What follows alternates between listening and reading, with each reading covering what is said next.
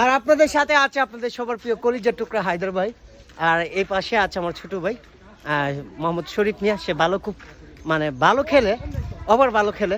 So আপনারা দেখেন পিছনে যে ভিউটা আপনাদেরকে দেখানোর চেষ্টা করতেছি। যারা ব্যাটসম্যান আছে তাদের জন্য তারা কিন্তু ওয়েট করতেছে। আজকে আমাদের বিপক্ষ দল বুঝবে যে কারা খেলতে আসছে। এমন মরণ কাপড় দিব বাঘের, যে রয়্যাল বেঙ্গল টাইগারের শিকার কিভাবে করে। আমি আশা করতেছি তারা এরপরে হয়তো ভয়ে আমাদের সাথে খেলা নাও রাখতে পারে। আচ্ছা, কি হয় বলা যাচ্ছে না।